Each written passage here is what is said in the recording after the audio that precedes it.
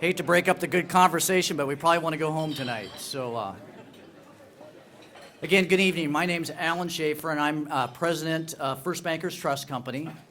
It's my pleasure to welcome all of you to the 2017 Ag Banquet. I grew up on a farm in southeast Iowa, and agriculture continues to be a very important part of my life.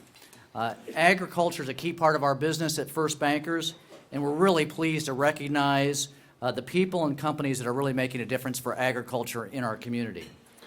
We really recognize how essential agriculture is in our local economy and really see a long and bright future for farming. We also understand the importance of agriculture as a way of life. Our goal tonight is to honor the past, present, and future of agriculture, and to thank those of all of you who put your time and efforts and hard work into dedication into this important industry. And now it's my pleasure to turn over the mic to tonight's MC, Star Radio Farm Director, Jim Dewey. Jim?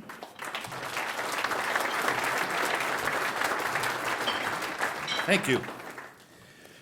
Thank you, Alan. The Chamber's Ag Committee has held this event for several years in one form or another, and this is the first year of our official partnership with First Bankers Trust Company and First Bankers Trust Services. We've been partners before in other endeavors and have found that over time each event has significantly improved by their involvement, so we look forward to continuing and growing this event in the future. So if you would, please give a hand to First Bankers Trust Company and First Bankers Trust Services for helping the Chamber host this event tonight.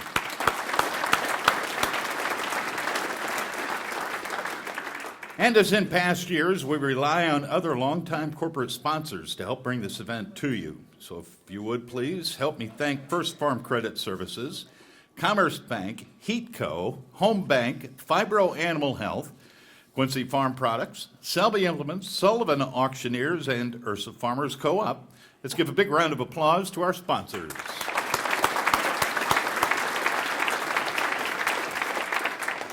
And let's thank Mia Disselhorst and Town & Country Inn and Suites for this beautiful ballroom, and our caterers, Hy-Vee Foods, for their great food and service. Thank you all.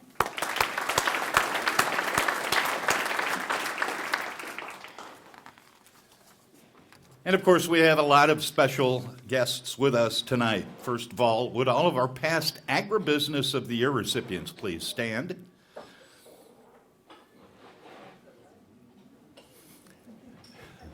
Don't be shy. These are the men and women who have laid the foundation of our ag industry, and we're always pleased to have you back with us.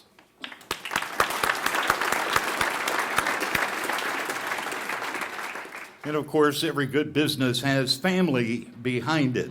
Would all of our past farm families please stand? We also thank you for coming tonight.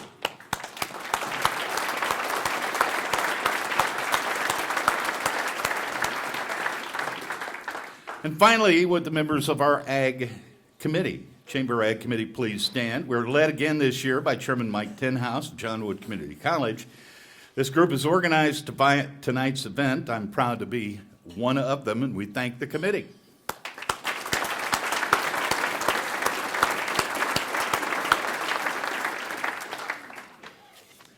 And now for the awards portion of the program. First, I will turn the podium over to Herald Whig staff writer Debbie Huszar. Debbie has covered the area agriculture for the Herald Whig since 1989, and she will introduce the 25th Herald Whig Ag Farm Family of the Year.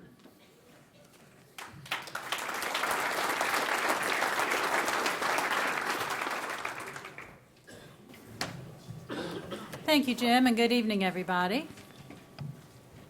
That may help a little. I'm not as tall as Jim is.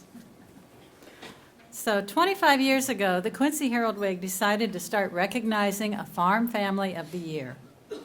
We looked for families who used conservation practices on the farm, who participated in community and ag-related activities, who stood out among their neighbors, and perhaps most importantly, who served as a fitting representative for all the other families that produce food, fuel, and fiber for the rest of us.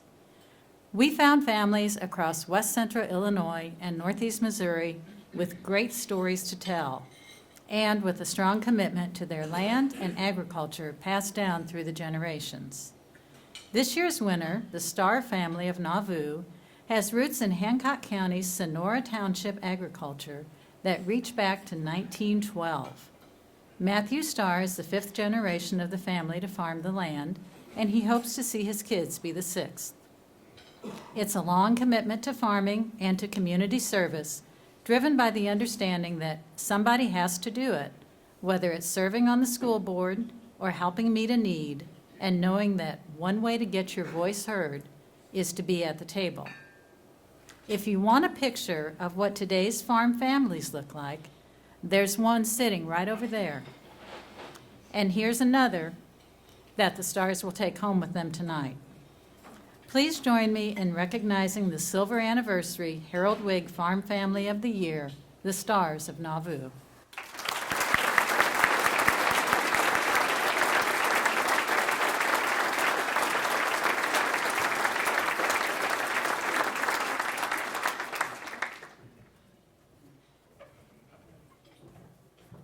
Well, thank you very much. I thought I'd mention just a few quick thank yous. Thank you to the Quincy Herald Whig for sponsoring this award and for continuing to give it for so many years. I think it really shows the importance they place on agriculture in the tri-states and the commitment that they show in continuing to give the award and recognizing that importance. I also want to thank First Bankers Trust for their involvement in the program this evening. I trust that you'll continue to find agriculture as an industry partner that is worth your sponsorship. And last thank you, I want to thank the past 4 or 5 generations of our family for modeling the behaviors and the work ethics that really have got us to this position today. And I should mention that while I was the one elected to say a few words tonight, the majority of the work that's been done, the hard work over the last generations, has not been mine. So thank you to our family in the past generations.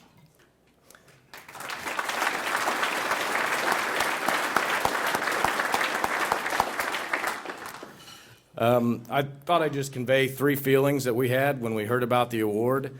The first would be surprised. When Debbie called and said, "You're the winner," I said, "Well, that's interesting. I didn't know we were in the running." And so I think I owe a little bit of thanks to the folks at the Hancock County Farm Bureau. I believe they had a part to play in our nomination, and so thank you. We were quite surprised. The second word would be honored. And the magazine this year, you probably all saw, showed the past 25 farm family winners. And when you look at that list and a kind of where are they now, what a success rate, what a pedigree, what a history, and what an honor for us to be included on that list. And lastly, maybe most important, is we felt very humbled. When I first heard about the award, I thought immediately off the top of my head, just in our small geographical area, of a number of families that do as much or more than we do as far as being involved. And I think that's what makes our corner of the Midwest so unique. It's not that the Herald Whig can find somebody worthy of winning an award, but that rather there are so many that are so involved. And for us to be recognized when there are so many worthy of that recognition is quite humbling indeed.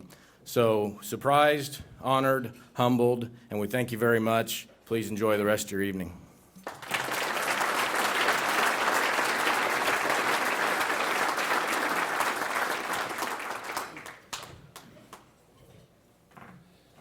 Our next award is the 2017 Agribusiness of the Year Award. The Agribusiness Award is given annually to a business with a record of outstanding service, a business that follows progressive business practices and is involved in their community and the future of agriculture.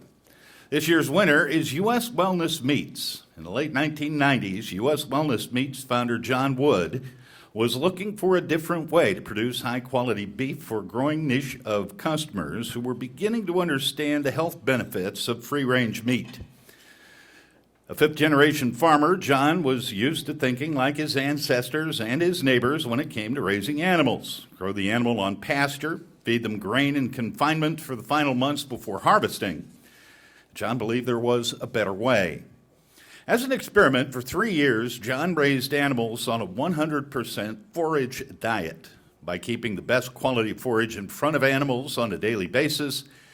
With a rotation grazing sequence, he achieved tender and exquisite tasting beef.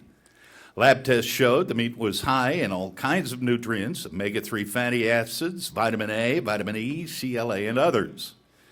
In 2000, U.S. Wellness Meats, as we now know it, was born.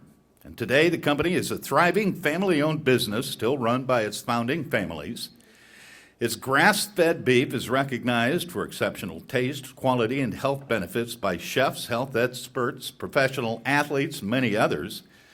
And in addition, U.S. Wellness Meats has joined with many like-minded small family farms across the country to expand its offerings to include grass-fed lamb and bison, free-range poultry, wild-caught seafood, raw honey, and other wellness products.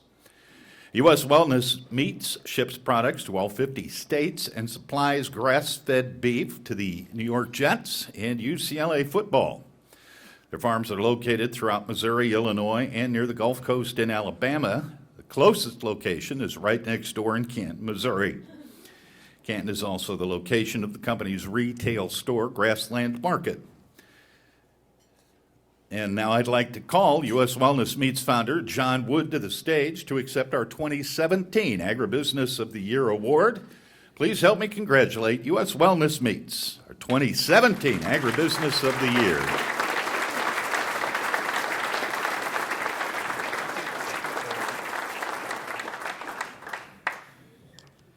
First of all, I'm honored and humbled by the vote of the committee, just like our Farm Family of the Year Award over here.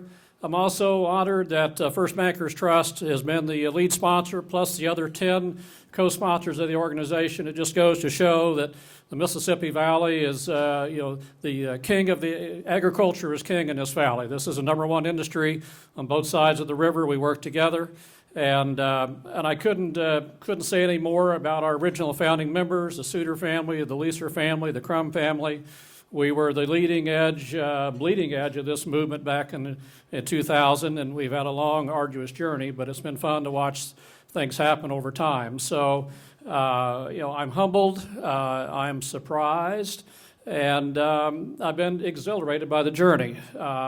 It's been a really interesting effort because we have overcome a lot of obstacles in the way, and we've had good lenders. The local bank in Monticello started out with us, and capital is we talked about lenders here tonight at the room, and it takes courage to take on some challenges and kind of go outside the box. And I can't thank enough for the banking industry and our latest venture. I can't thank Home Bank people enough over here at the far table. They saw what we were trying to do, and it was kind of an interesting challenge, but. We've employed about 30 new people here in the last year, opened up 4 new industries, which we didn't have before, and so we're really busy at the moment. I'm not going to take any more of your time, but I'd like to thank everybody at the table. Our dock manager and one of our pick and pack managers is here tonight, so we've created a lot of interesting jobs. And again, tip of the hat to the industry in the room today. I feel like my first reaction was, I think you picked the wrong party. I think Roger Hugenberg called me and said, there's a lot more people out here more qualified than we are, been around longer.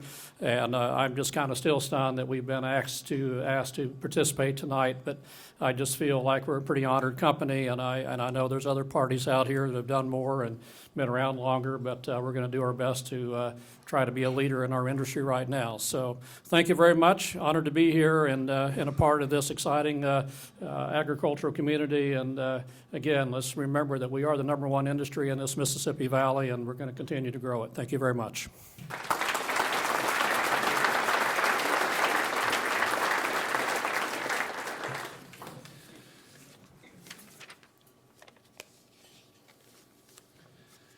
With the changing face of the agricultural business and technology, it's more important than ever to educate the next generation to develop the future leaders of the agriculture industry. With this in mind, we celebrate our 3rd year of honoring an Ag Educator of the Year.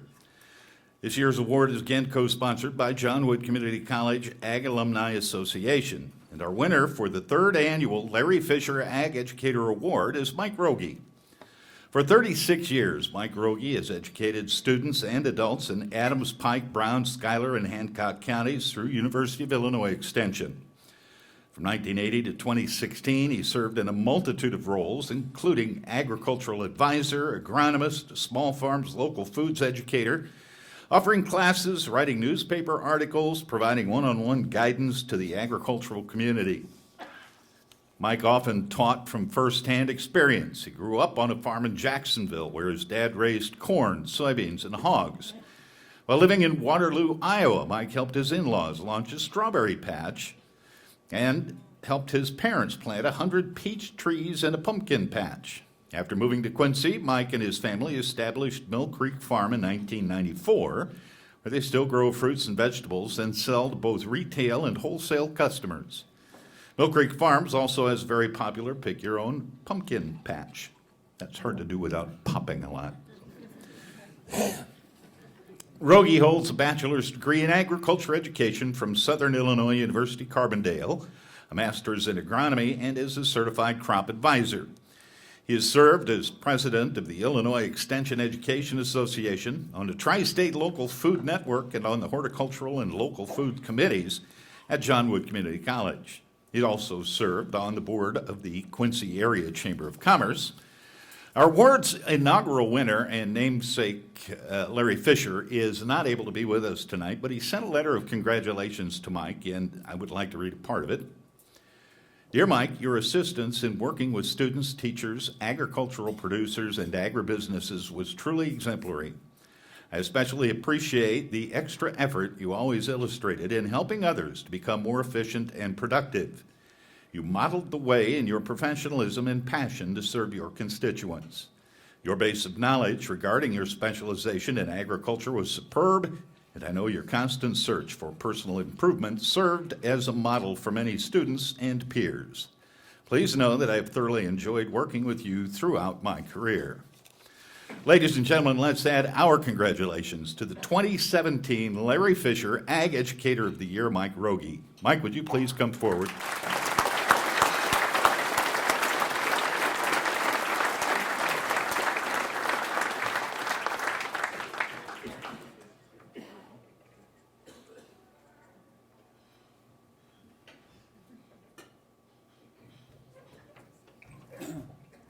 Thank you, Jim. I appreciate that. And I, too, want to reiterate the comments that Matthew and John made earlier about thank you for the committee for choosing agriculture and maintaining agricultural purpose for our tri-state area.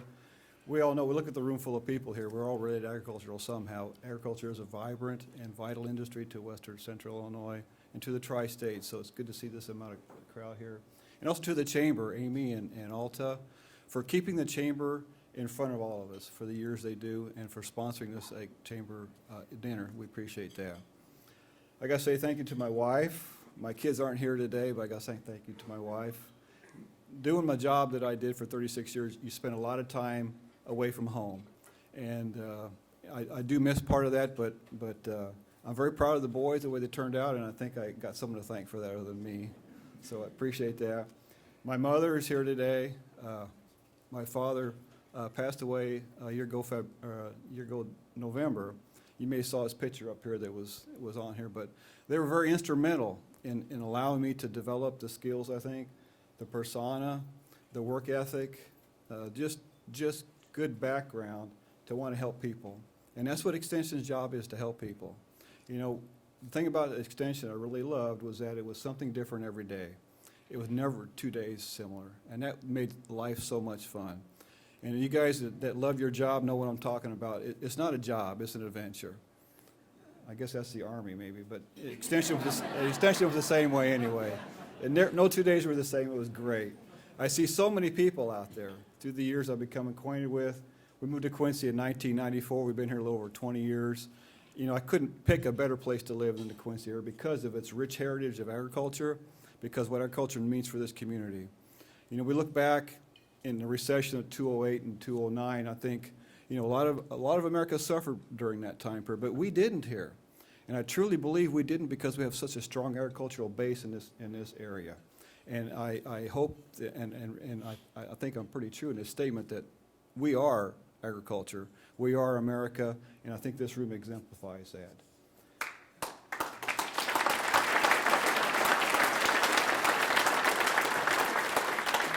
You know, Jim mentioned earlier, this is the third Larry Fisher Award they've given out, and I can't think of it just honors me, it just humbles me, like our other speakers talked about. Many of you guys know John, or not John, many of you guys know Larry Fisher. Some of you guys don't know John Wood too, but many of you guys know John, I started again, Larry Fisher.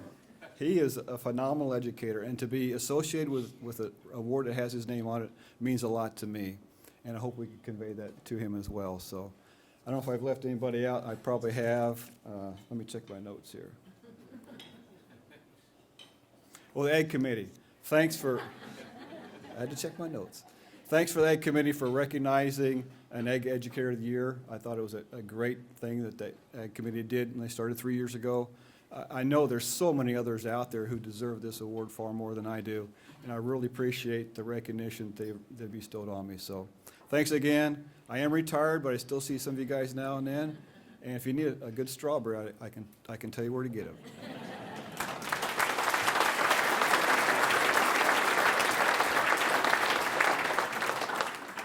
Thank you, Mike, for all you've done and all you continue to do.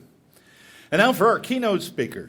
Dr. Mike Dreeth has spent a career in education and radio broadcasting.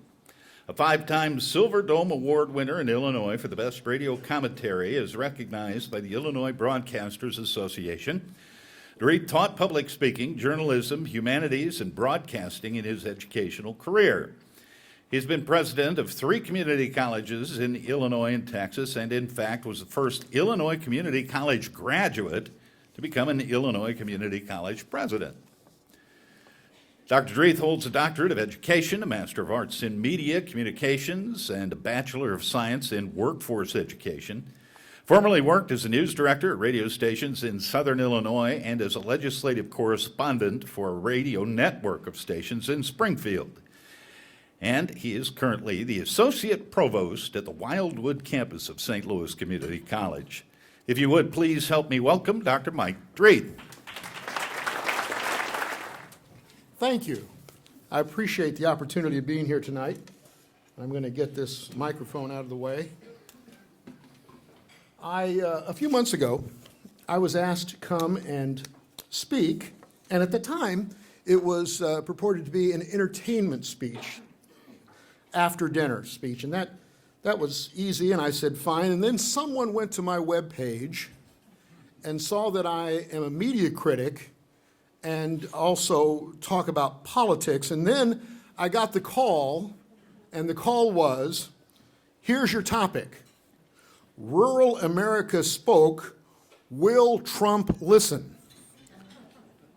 And I told that to one of the ladies here in front, and she said, well, I sure hope you're not going to talk politics.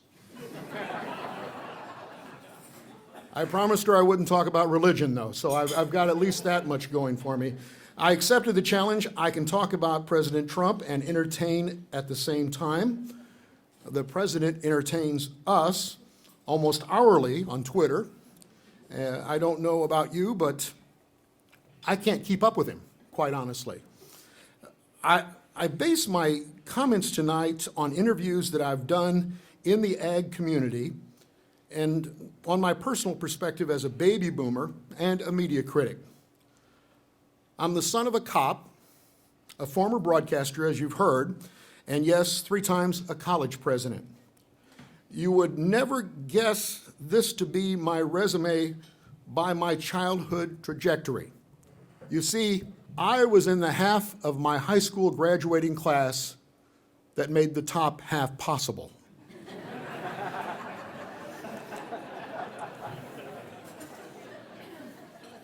I fashioned myself to be a great athlete. The problem was I was short but slow, which is not a good combination in football or basketball. In football, my nickname was Cold Gravy, because cold gravy doesn't run, and neither did I. I was the captain of the worst football team in the history of my high school, but from that team, 4 medical doctors emerged. And I used to think that was because we were hurt all the time. But actually, I have a better idea of why that was. Every Friday, well, first of all, we couldn't throw the ball. And so that they would hand it to me. I was the running back. I couldn't run.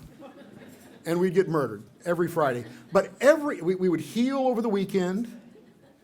And on Monday, when we strapped back on the pads, we really thought we'd win again. We thought we'd win on Friday. And let me tell you something. That is a wonderful recipe for life.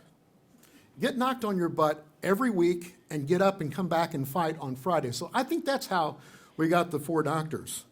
The truth of the matter is, after high school, or while I was still in high school, I decided I wanted to be in the media. So there was a new weekly newspaper starting in my hometown, out-of-towners starting a new business endeavor. And I went up and offered my services, $50 a week. I'll take out garbage, I'll clean the windows, I'll do whatever you want me to do. The first week, a prominent citizen in town died. And they said, here's your chance. We don't know this guy. We'd like for you to go ahead and write the obituary. So I'm 18 years old, and I thought this was a pretty elegant lead, quite honestly. Consider it. Otto Williams, 68, passed away this week. Not bad, right? Pretty nice. I spelled past, P-A-S-T-E-D. Otto pasted away. And his wife and family still don't talk to me in the town. But I went on to get my first ag job. My job was on the Illinois side of the Mississippi River. They gave me a sledgehammer, and I would rhythmically pound on the side of railroad cars so that grain would come out the bottom onto a conveyor belt and be loaded onto a barge on the river. One morning at about 2 a.m., it was about 4 degrees, I had this epiphany. Maybe college was something I would like to pursue. So I went and got an associate's degree in broadcasting. My first job was in Fairfield, Illinois, at radio stations. You'll enjoy this, Jim. The radio station was WFIW, AM and FM, the stations listened to, not just heard. And my first job was as a news director. I came in and they had the noon news stacked for me. They handed it to me. I went in and read it. It was the news. It was the obituaries, which were very important. And it was the divorces. And it wasn't just whom was divorcing whom. It was also who got the car. So I walk in after the newscast, and I put the copy down on the table, and I said, I'm a journalist. I don't read divorces. And the station manager said, listen, bud, small town, small county. We see announcing the divorces as a social service of letting people know who's available and who has transportation.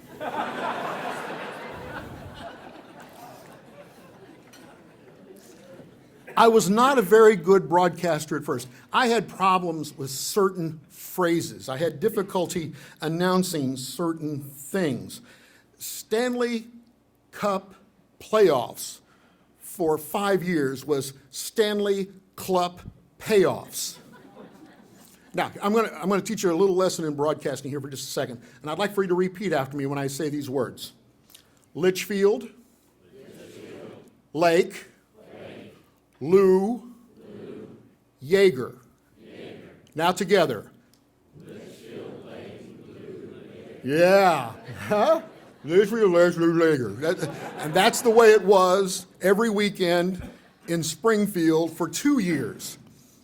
The truth of the matter, I lived in fear of another call from a sheriff telling me of a drowning at Litchfield Lake, Lou Yeager. I didn't want anybody to die in Coffeen Lake, but I would rather they have died there, swimming, instead of Litchfield Lake, Lou Yeager. I took that broadcasting career and worked in Springfield and in Alton, and eventually I got a call from my college, the college where I graduated, Lewis and Clark Community College, and they were shutting down their broadcasting program. And they asked me to come to teach 1 year, to teach it out, to be able to get the students graduated that were there. The spring came around, and I was called in where they were going to hand me my boots and give me my pink slip. And the vice president said to the president, listen, we got a problem. They left the broadcasting classes on the schedule for the fall, and he signed up 38 students. So they blinked, and my broadcasting teaching career started. And I figured if I'm going to be an educator, I might as well become educated. So I worked on weekends to get my bachelor's degree, at weeknights to be able to get my master's, and I earned my doctorate. And even today in my hometown, if you put these three words together, you get a laugh. Dr. Mike Dreeth. That's pretty funny to a lot of people in my hometown. Heck, I thought at that time, after teaching for about 15 years, I might want to run a college. So I went out, I found a job opening at Frontier Community College in Fairfield, the same town that I'd started my broadcasting career. I got that job, and that's where I met my wife. We were both in our 40s, and she was just graduating from Frontier Community College. I want to make sure you understand, I wasn't like preying on co-eds. She was on her way out the door when we started dating. And I asked her, I said, what is it that you want to do? And she said, I would like to become an occupational therapist, and I would like to live in Texas. I said, well, I understand the occupational therapy part of it, but I don't understand the Texas part. And she said, I would like to live closer to George Strait. We lived in Texas for 5 years, and I've seen dozens of George Strait concerts. In fact, I was with 104,000 of his closest friends for his last concert in Dallas, and guess where my wife was last week? Vegas. He's back. And she was there to greet him. Throughout my career, ego has been a factor. Remember, in Star Wars, when Obi-Wan points at Luke and says, the Force is strong in this one. Trust me, ego was strong in this one. I came by it honestly, and I'll explore that in just a moment with you. Would anyone disagree with me that ego is a major component to how we view Donald J. Trump? The ego is strong with this one. And that's how I open my discussion of the president and how I understand him so well, because I came to understand my own father, his frailties, and his ego. Let's look at the Trump phenomenon. He lost the popular vote, but swept into office with over 300 electoral votes, some of the Trump ballots coming right here, and a huge part of downstate Illinois. Make no mistake, Clinton won Illinois, but look at the state county by county. Trump won all but 11 of the 102 counties in the state of Illinois. 3 out of every 4 voters in Adams County voted for Trump. And I talked to your county clerk here to make sure of those numbers and asked him to opine on the results. He said it was simply a choice between someone peddling change and someone offering more of the same. People voted for change. Quincy was no different than most of rural America. There's a swath of Trump states from Montana through the Midwest to the southern part, the southeast part of the country. Michigan, you can throw that in. You can throw Pennsylvania, Wisconsin, Ohio, all those to boot for Trump. How did he do it beyond peddling change? There are several reasons, and let me try to highlight a few of them for you. As a true populist, Trump pounded simple themes that had clearly been simmering during the Obama years. The wall. Trump recognized that the border was a sieve, and he was able to illustrate with a focus on crimes committed by illegal aliens, a simple argument that caught fire. ending multilateral trade agreements that made it attractive for light industry to pick up and land in Mexico where labor is cheap and unorganized. In places like Southern Illinois and Appalachia, thousands and thousands of coal miners suffered while the former administration made no secret of their desire to close coal-fired power plants. Those folks voted for Trump. In formerly highly industrialized places like Ohio and Michigan, the jobs that were passed from generation to generation vanished. Back to Fairfield for a moment. In October, I was at the Barbed Wire, a restaurant, and I was a fly on the wall watching people walk in with red hats that said, "Make America Great Again." Wayne County was the #1 county in the state in percentage of voting for Trump. 80% voted for Trump. And there's no secret why that happened. They had a plant in town called Airtex Incorporated, an aftermarket parts industrialized. They made fuel pumps and water pumps. 500 jobs in a town of 5,000, all packed up and moved to Mexico. You could see why 80% of the people in that town, 500 jobs out of 500, would have come out that way. Farmers have not generally benefited from Obamacare. People in the heartland do not like big government. Trump's promise to take away 2 governmental regulations for every 1 instituted resonated.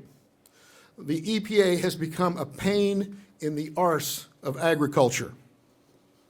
And let's take a look at Trump's communication strategy for a moment. He effectively demonized mass media and used social media to talk directly to the people.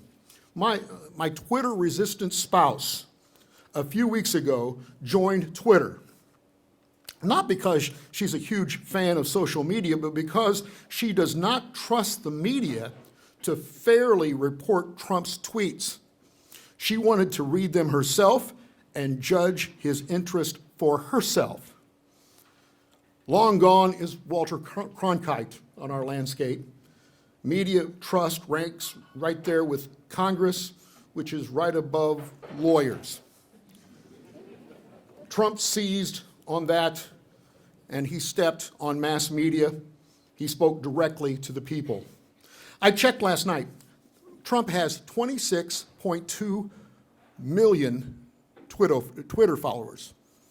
That's enormous. That's huge.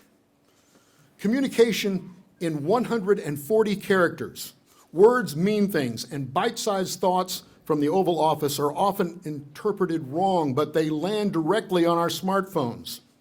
A message from the president on your personal computer, which also happens to have a phone function. He stole the communication mode of choice from the millennials and didn't even inspire them to go to the polls. Only 1/3 of the eligible millennials, that's 18 to 34-year-olds, voted. And 1 in 10 voted for a third-party candidate, effectively wasting a potential vote for Clinton. They couldn't identify with 2 70-year-old candidates. As a populist, he has perfectly played the public's mistrust with the national media. They lean left, they report left. Trump has called them on it, and it hasn't appeared to hurt him with his supporters. In fact, nothing much has hurt him at all. Not even people sticking his tax refunds into a mailbox. I read a story this week from the New York Post, written by a reporter called Selena Zito. She noticed long before the election a proliferation of Make America Great Again signs in Ohio. She knew there was a revolution emerging, and she even predicted a Trump victory long before anybody else did. Here's the essence of her story. The people of Mingo Junction, Ohio, don't expect a miracle. Oh, they have high hopes for the new president. They're mostly lifelong Democrats who voted for Trump. They are not different from the people I've talked to in the ag community. They're happy with what Trump has done so far. Immigration reforms, working on an alternative to Obamacare, an emphasis on rolling back taxes and regulation. To a person, they said they don't expect miracles, they don't expect the mills to get back to speed, nor the coal jobs, but at least one local steel mill has announced that it's going to reopen in a very limited way. And that's enough for now for the people in Mingo Junction. Trump has peddled hope, and the people of that small town in Ohio are buying. Here's the fascinating tidbit about Donald Trump's dominance of the heartland. There is a central irony that the rural community that elected Trump is still uncertain whether or not his policies will ultimately be kind to them.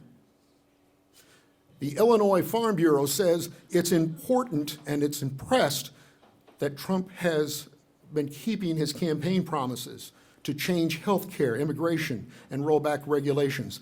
They look forward to Trump's prediction that his presidency will shepherd major investment in infrastructure. The American and Illinois Farm Bureau have been supportive of the naming of Sonny Perdue as the Ag Secretary, and they believe there is reason to be positive about the 2018 Farm Bill. Interesting, the most negative thing I can find on the internet about Sonny Perdue is that in 2007, during a drought in Georgia, where he was governor, he asked his citizens to pray for rain during a serious drought. He also supported a public display of the 10 Commandments at the state capitol in Atlanta.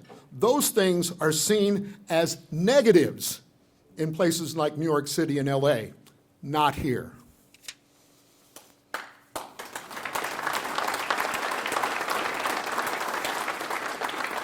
One of my close friends, Sarah Fry, owns and operates a huge fruit and vegetable business based near Orchardville in southeastern Illinois, which spans 7 states, particularly peeved about Perdue not getting on the cabinet yet.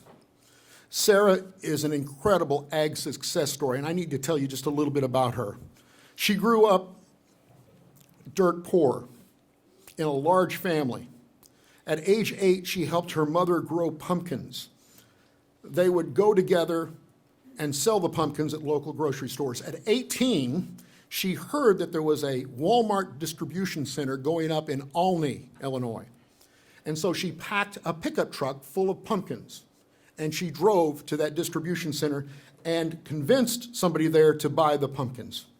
The guy that looked at the pumpkins said, "They're good. Listen, can you get me a shipment by Friday?"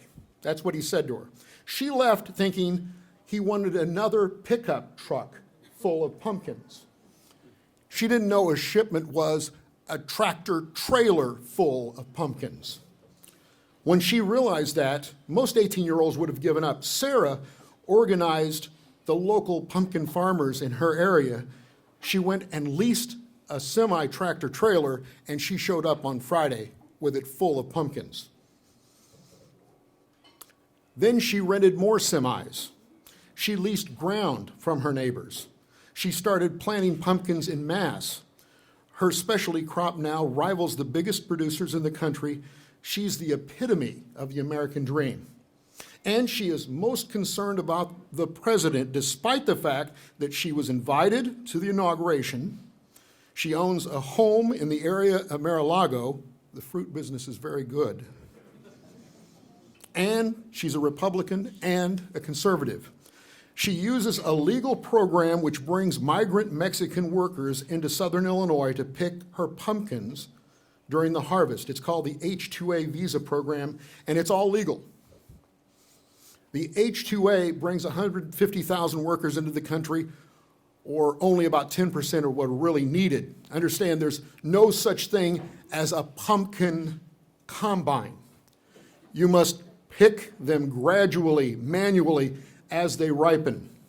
Sarah says the H-2A program must be dealt with in the Farm Bill, not by the Labor Department where it resides now.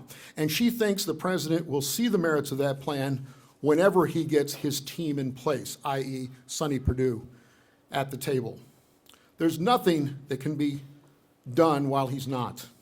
And there is plenty of apprehension about trade as well. I'm sure you've heard it. Trump likes bilateral trade, not multilateral trade. The author of The Art of the Deal, it's really hard for me to imagine or fathom that he was not going to have his hands all over trade deals. It's also hard to imagine him accepting deals that disadvantage the very people who put him in office. In Illinois alone, the corn trade with Mexico, the nation he wants to send a bill for a border wall, totals $200 million. Mike Steinhoek, the executive director of the Soy Transportation Coalition, told me that his industry is most concerned Trump will affect the price of beans because our international trade with China and Mexico in particular is huge. 1/4 of all the soybeans produced in the United States end up in China. He fears that Chinese and Mexicans will take offense with some of the rancor of President Trump. Steinhoek says Trump's promise to improve infrastructure resonates in places like Quincy, Illinois. We are 900 miles away from the Gulf. Lock and Dam 21, right over the shoulder. The roads are all vitally important to get our produce to market. The president must recognize improved infrastructure means this region, not just LaGuardia Airport.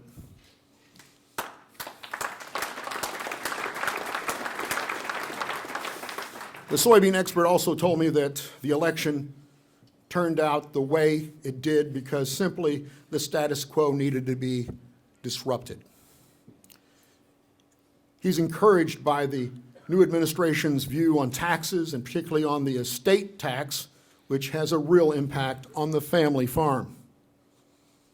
Once again, I assert the biggest concern this 59-year-old educator has about President Trump is ego, and now I'm going to illustrate it.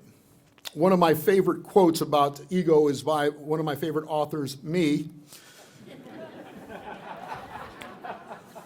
I once said, remember, when you take a bow for your work, it's all the easier for someone to come along and kick you in the butt. I changed that out from what I normally say because I was in open with a bunch of nice people, but you get the idea. A strong ego can be incredibly valuable. It can be an ally. It can also be a person's undoing. I know because I've seen it up close and personal. So let me tell you briefly this story. My father was 16 years old. He was strong of mind and body. He prepared to be the quarterback of his high school football team in the early 1950s when one night his right arm and his left leg pained him. The pain got worse, and the next day the diagnosis was even more difficult for him to accept. He had polio. The disease robbed him of the use of both extremities. He was told he would not be able to walk again or use his right arm. Certainly he couldn't throw a football. A year of therapy helped him learn to lock his leg in place so he could walk. It gave him the ability to use his fingers, but the future was not bright. He got a job with the family business as a concrete finisher. You can imagine how difficult that is for somebody with those kinds of handicaps. One day, after getting married and having a child, he saw an ad for a police patrolman in our tiny little town of 2,300. Now, you have to understand, 8 years before, his brother, my uncle, knocked off the bank in that town. Stuck a gun in the ribs of the teller, who also happened to be the mayor. Remarkably, even with everyone in the village board that night during the interview knowing of the family connection and with his handicap in full view, they hired him. My dad was one of 3 cops on the police force and put on the uniform just as that sleepy little village was about to take off in population. The civil rights unrest in St. Louis and Alton created the boom, and it wasn't long before there were 10 cops and my dad was the police chief. He enjoyed his career success. Later in his life, he even followed me as a radio broadcaster. He had a show that was on in 2 states, a gospel show. Dad was driven by ego. He constantly was driven to succeed, driven to be recognized. And for most of his life, he was a huge success. There were the negatives, however. As best as I can determine, he was a serial philanderer. My dad never told anyone that he loved them, and that included me. And yet I adored him.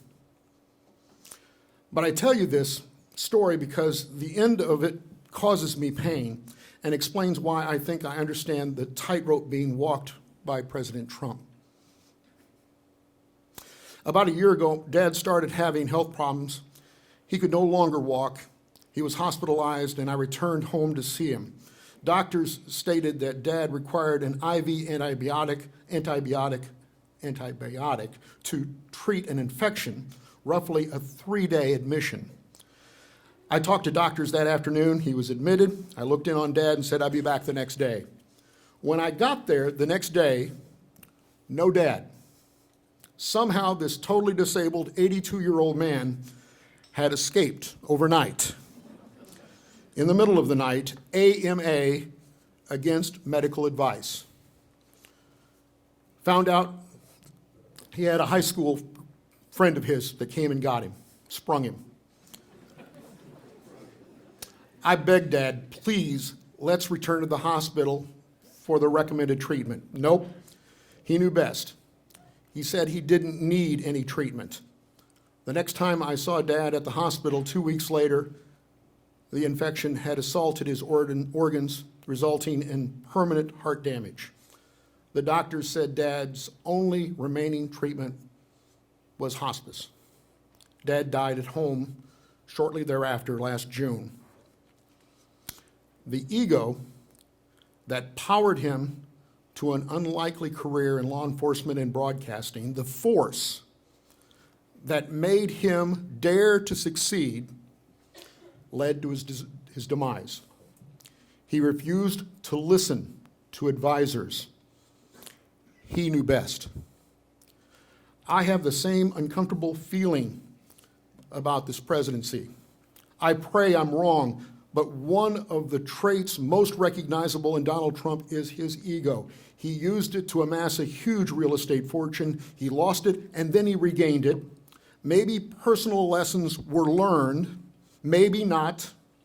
Will the president listen to advice? Ego can be a force for good. It can also be a recipe for disaster. In the context of what we see in Washington, it was obvious that the heartland wanted to roll a grenade into the Capitol. Clearly, this is a center-right nation, and the policies of the last 8 years did not set well in places like Adams County, Illinois. I'm a member of the John Maxwell team. Maxwell is the guru in leadership, a prolific writer and speaker who coincidentally talks a lot about ego and how you have to bury it as a leader. He tells the story of Antonio Lopez de Santa Anna for short, known as the Napoleon of the West. He is, of course, known for the successful assault on the Alamo. During the course of his public career, Santa Anna lost 1/3 of Mexico's territory, and he sold 30,000 acres to the United States to help finance his efforts to put down revolt. Historians agree, Santa Anna's worst enemy was his own ego. He suffered from a marked deficiency in humility. He was a beaut. Actually, he had an elaborate state funeral for his leg. I'm not kidding you. He lost it in battle with the French. He sent it to his ranch where they buried it. 3 years later, when he became the emperor there in Mexico, he ordered it exhumed, placed in a crystal case, escorted by military to the capital of Mexico City, where it was buried in an elaborate ceremony with poems and cannons. Maxwell has a simple admonition. Leaders who are overly concerned with themselves normally fail. So here's my conclusion. If Donald J. Trump can check his ego at the door of the West Wing and deliver on the promises made during the campaign, he can be enormously successful. If he continues his populist themes and the stock market maintains its Trump bump, he will be lauded. But if he forgets the very people who put him in office, the hardworking farmers, ag business types, coal miners, auto and tractor makers of this country, if he forgets to listen, he will be a 4-year blip in the nation's history. And it all comes down to ego. I close with a story with one of the titanic, huge titans of the movie industry, a gentleman by the name of Louis B. Mayer. How many people have heard of Louis B. Mayer? Mayer was, by all accounts, very difficult. Very difficult. He rubbed some people the wrong way, and many people disliked him in a profound way. When Mayer died, there was an open-air, outside funeral where hundreds, if not thousands, attended. Confused by the number of mourners, one gentleman who knew Mayer, sitting in the second row of mourners, leaned forward and tapped on the shoulder of the man in front of him, a guy by the name of Red Skelton. He said to Red, "You believe this? I mean, Louis was an incredible jerk. And yet, here we are with hundreds of people at his funeral." Red leaned back, scratched his chin, and said, "Well, it just goes to show you. You give people what they want, and they'll turn out."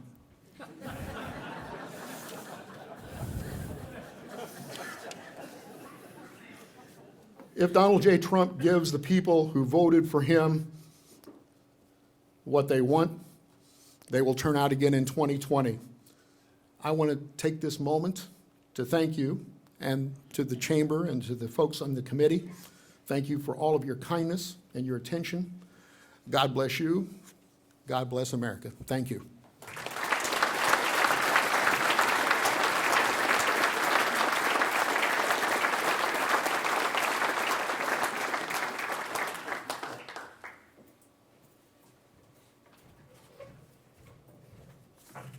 Thank you, Dr. Drees. Let's give him another round of applause. Thank you. Good evening, everyone. My name is Brian Ippenson, and I'm president of First Bankers Trust Services. Welcome to tonight. I'm closing, so we can get back to the bar or get out of here, whichever the case may be. One thing about agriculture, and growing up on a farm myself, and listening to tonight's guest, is agriculture is full of a group of humble people, humble servants of the soil and animals. And I think we're always blessed by God and God's presence, especially the close connection that we have to agriculture. I want to thank the Chamber and the Ag Committee for their work that they do. There are hundreds of chambers of commerce around the country, but not all of them celebrate agriculture. And I want to certainly thank the Chamber in recognizing those that give their time and toil to something that's so important for us, and that's food and fiber. So again, my thanks to the Chamber of Commerce.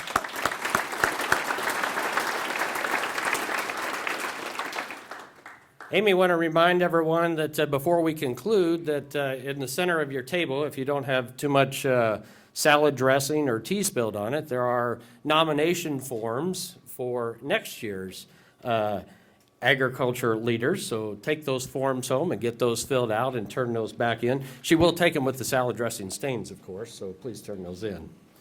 On behalf of First Bankers Trust Company and First Bankers Trust Services, it's been a pleasure to partner with the Chamber this year. But we also want to thank our other co-sponsors, First Farm Credit Services, Commerce Bank, Heatco, Home Bank, Fibro Animal Health, Quincy Farm Products, Selby Implement,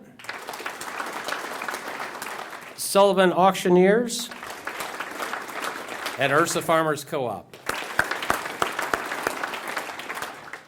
I also want to congratulate our honorees tonight, the Starr family. Congratulations.